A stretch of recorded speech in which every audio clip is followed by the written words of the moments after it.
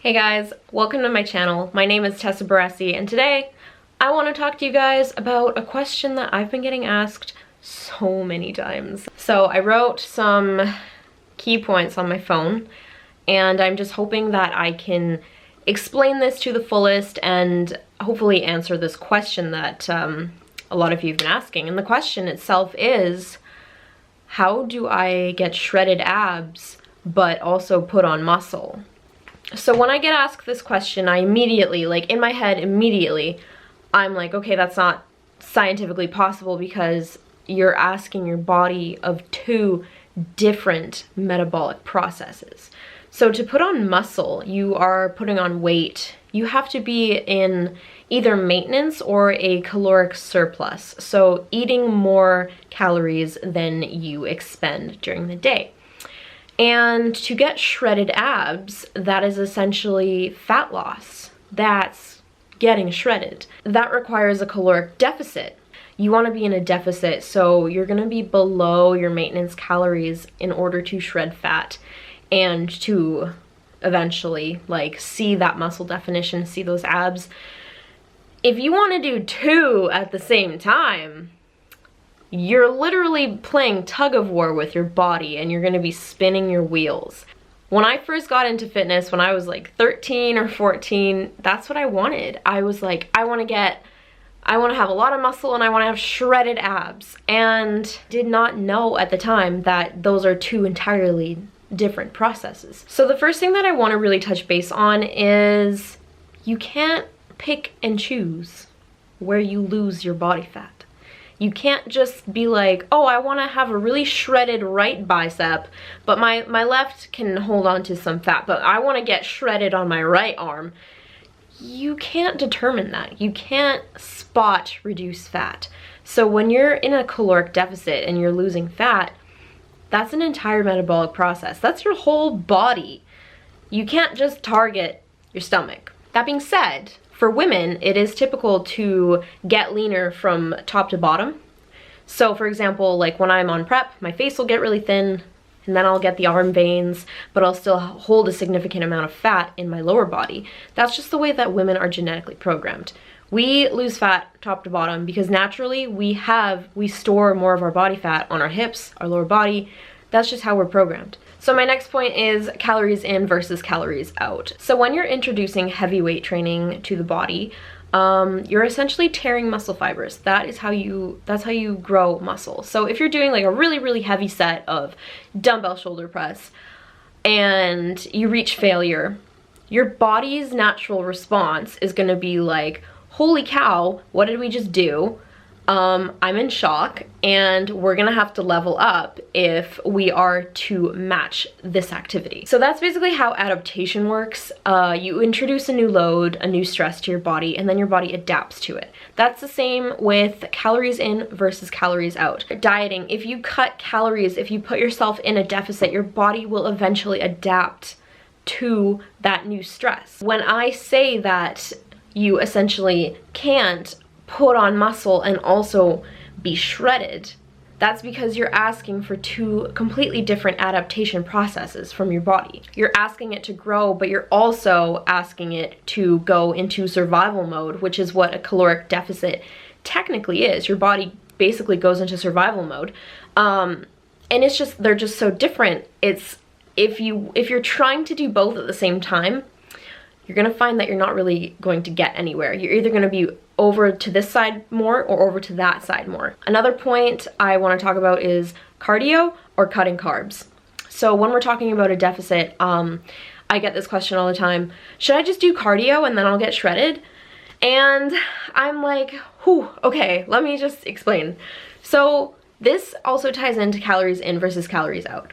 So let's say you burn 200 calories walking on the treadmill for like 20 minutes. Cool. That's negative 200 calories towards your overall daily calorie consumption, right? And then let's say after burning that 200 calories, you go to Starbucks with a few girlfriends and you get that new vanilla bean frap or whatever the heck they have, venti, I don't even know. And then you drink down 600 calories. You are now plus 400 calories to your total daily calorie consumption. It is so easy to just do cardio. You can do cardio basically whenever. You can burn a lot of calories during cardio. However, cardio is not gonna do the work if you're not doing the work with your nutrition as well. Cardio is a tool that you can use when you're in a caloric deficit and you don't want to cut any more food. That's when you start implementing cardio to get yourself further into the calories out side of the scale. If you're not watching your nutrition, you can easily be drinking down hundreds and hundreds of calories. Like, you have a piece of bread here and there, you have a snack, and at the end of the day, you're like, oh, how come I'm not shredded? It's because your calories in versus calories out you've just obliterated it. And now you have your calories in all the way up here, and that 200 calories that you burned this morning, it is irrelevant. So if you're not being cautious with your nutrition, that would probably be my first suggestion when wanting to get shredded, wanting to go into a lower body fat percentage. I also had another question. If I'm cutting carbs, should I up my protein? This is a bit controversial because carbs and protein have the exact same caloric value. They are both equivalent to 4 calories. So if you cut 20 grams of carbs, but then you up your protein by 20 grams, you're having the same caloric intake. You're not making a shift into calories in versus calories out. You are just changing the macronutrients of which you get the calories. I personally don't believe in eating a whole bunch of protein. I used to eat like 250 grams of protein, and I like, let's say I weigh 125 pounds. I used to eat 250 grams of protein. That's 2 grams of protein per pound of body weight. That was also when I carried the most body fat I've ever carried. Right now, I currently eat 125 grams of protein. That is 1 gram of protein per pound of body weight. That is more than enough. Protein essentially is just to support your muscles and support recovery. You want to make sure you're having enough protein, but you also don't want to push it too far to where you have a surplus of protein and your body's like, what the heck do I do with this? I'm sure everybody's heard this phrase, abs are made in the kitchen. I don't mean go eat chicken, rice, and broccoli for the rest of your life. That's not at all what I mean. I personally am an advocate for flexible dieting, macro counting.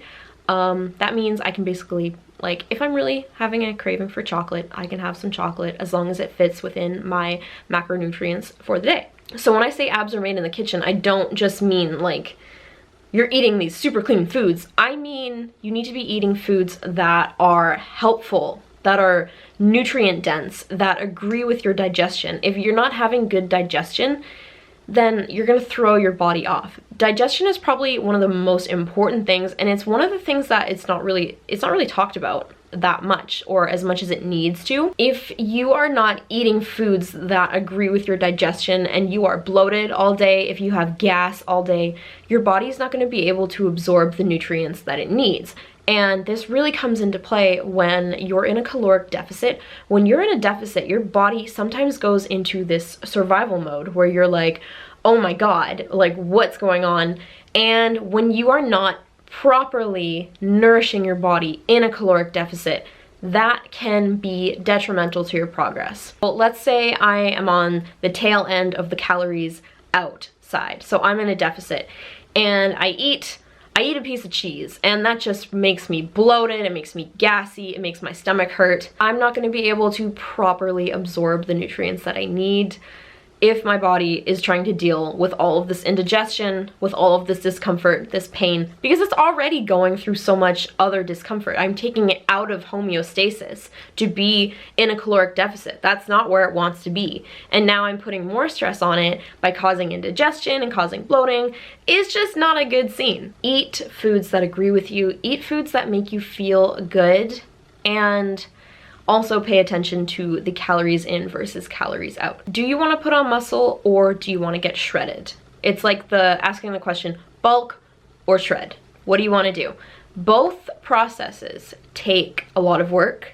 They take a lot of patience. And I know, like, it's so easy to get impatient with results, and especially when you're putting on muscle. And when you put on muscle, you do put on a little bit of body fat.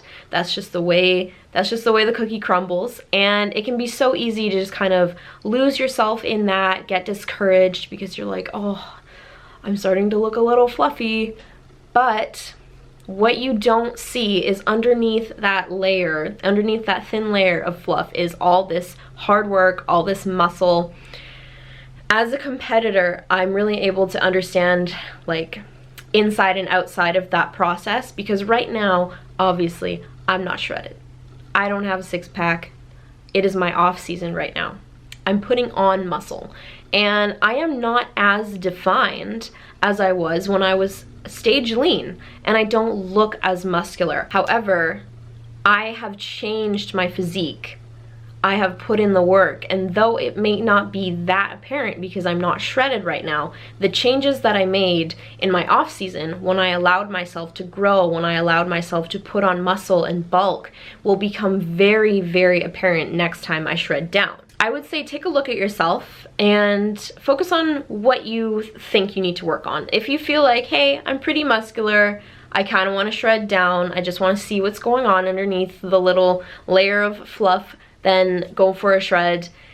If you find that you have little amount of muscle, you're not pushing yourself in the gym, and you want to get shredded, then I would probably lean towards putting on more muscle tissue before putting yourself in a caloric deficit. One last thing I want to talk about having shredded abs, about being shredded, is it's not sustainable. If you are taking it to a point where I took it, like stage lean, for example, it is not sustainable. Our bodies always want to return back to homeostasis. Homeostasis is basically where our set point is. It's where we're most comfortable, especially for women. Women genetically hold a little bit more body fat. We have to have our regular hormonal functions, to have our menstrual cycles, for our body to do the things that it genetically needs to do. For example, when I competed last and I got stage shredded, I lost my menstrual cycle. My body literally did not have enough energy to produce a menstrual cycle. I had shredded abs, but this is what I mean by it's not sustainable. Males can sustain a lower body fat for longer. It isn't as detrimental onto their hormones, onto their bodies, as it is for women. I hope that I was able to explain this and answer a few questions, and you know, answer the question of like, why can't I have shredded abs and put on muscle at the same time? All right guys, thank you so much for watching, and if you do have another question or a topic that you want me to cover, please leave it in the comments below, and I will see you guys in the next video.